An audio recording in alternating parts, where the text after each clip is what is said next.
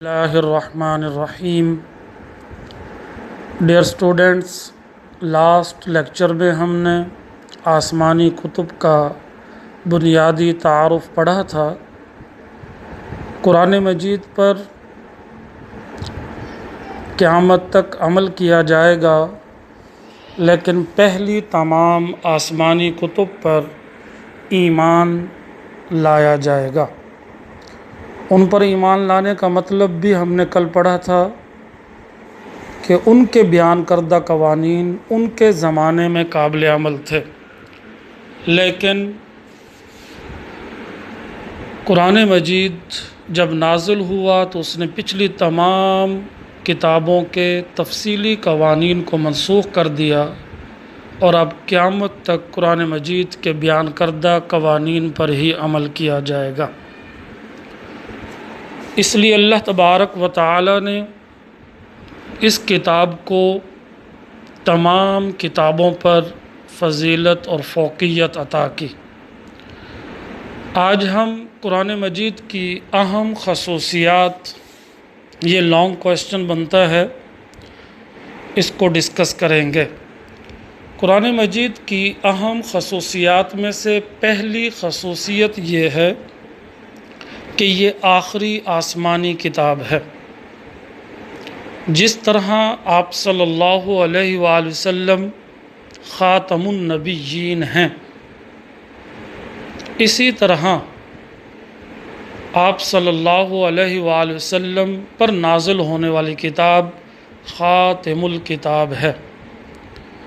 اسی طرح آپ صلی اللہ علیہ وآلہ وسلم پر نازل ہونے والا دین مکمل دین ہے۔ اس دین کے بعد کوئی اور دین اسلام کے بعد نہیں ہوگا۔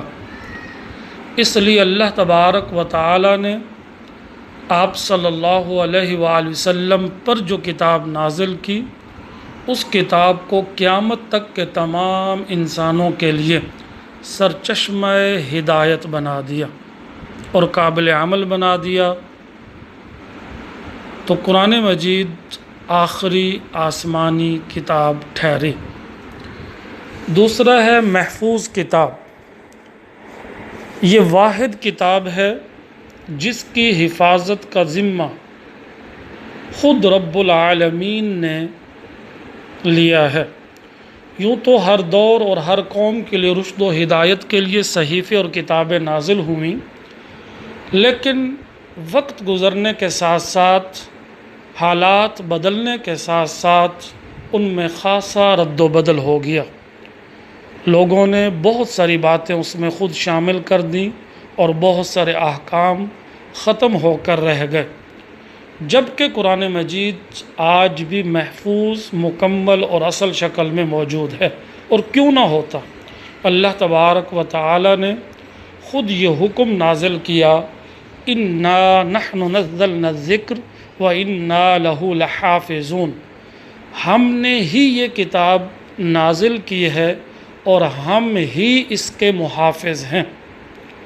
اگر ہم قرآن مجید میں جا بجا قرآن مجید کی حفاظت کو دیکھیں تو اللہ تبارک و تعالی نے جب آخری آیت نازل کی، حجۃ الوداع کے موقع پر تکمیل دین والی آیت اور تکمیل نبوت والی، تو اس میں بھی یہی فرمایا، الیوم اکملت لکم دینکم واتممت علیکم نعمتی ورضیت لکم الاسلام دینا۔ پھر جب ہم ایک اور مقام پر دیکھتے ہیں تو اللہ تبارک و تعالی فرماتے ہیں، لا یأتیہ الباطل من بین یدیہ ولا من خلفہ۔ یہ وہ عظیم کتاب ہے کہ جس کے سامنے سے اور پیچھے سے کوئی جھوٹ داخل نہیں ہو سکتا۔ پھر اللہ تبارک و تعالی ایک اور مقام پر اس کتاب کی حفاظت کے حوالے سے ارشاد فرماتے ہیں، وَلَوْ كَانَ مِنْ عِنْدِ غَيْرِ اللَّهِ لَوَجَدُوا فِيهِ اخْتِلَافًا كَثِيرًا۔ اگر یہ اللہ کے علاوہ کسی اور کا کلام ہوتا تو آپ اس میں بہت زیادہ اختلاف پاتے۔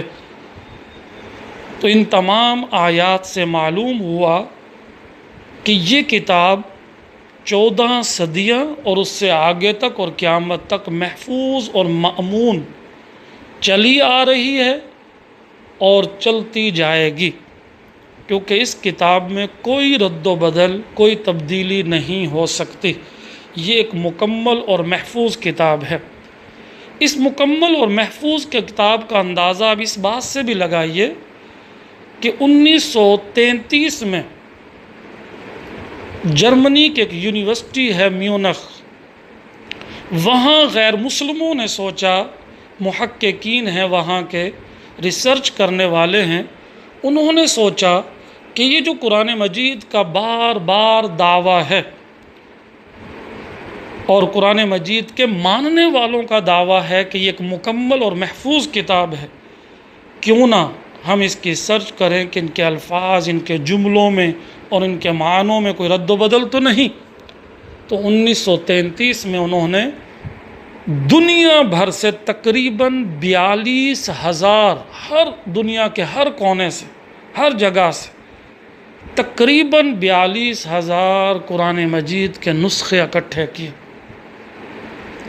اور کئی ماہ تک ریسرچ کرنے کے بعد اس نتیجے پر پہنچے اور یہ کہنے پر مجبور ہو گئے کہ ہاں یہ واحد کتاب ہے جن کے الفاظ میں، جن کے جملوں میں، جن کی ترتیب میں کوئی رد و بدل نہیں، واقعی یہ الہامی، آسمانی اور محفوظ کتاب۔ ڈیئر اسٹوڈنٹس، جادو وہ جو سر چڑھ کر بولے، اور اللہ تبارک و تعالی نے اس کتاب کی حفاظت کا ذمہ جب اپنے ذمے لیا تو یقیناً وہ کتاب کیسے اپنے حروف میں، اپنے جملوں میں اور اپنی ترتیب میں تبدیل ہو سکتی ہے۔ اور کمال یہ ہے کہ جس ہستی پر نازل کیا، اس ہستی کی عظمت و شان ایسی ہے، آپ صلی اللہ علیہ وآلہ وسلم، کہ ان کی کتاب کیسے زمانے کی نظر ہو سکتی ہے یا تحریف و تعویل کا اس میں کوئی دخل ہو سکتا ہے۔ یوں اللہ تبارک و تعالی نے اس کتاب کی حفاظت کا ذمہ اپنے ذمہ لیا، تو یوں قرآن مجید اپنی خالص شکل میں اب بھی موجود ہے اور ہمیشہ موجود رہے گا۔ اس کی تیسری خصوصیت، قرآن مجید کی تیسری خصوصیت، زندہ زبان والی الہامی کتاب۔ دنیا میں بہت کم زبانیں جو پائی جاتی ہیں کہ وہ ہمیشہ زندہ رہیں اور ان کو دوام یعنی ہمیشگی مل جائے، تو ان چند زبانوں میں سب سے سر فہرست زبان عربی زبان ہے، اور یہ عربی زبان آج بھی زندہ ہے انٹرنیشنل لیول پر، اور دنیا کے 20 سے زیادہ ممالک میں بولی جانے والی زبان ہے۔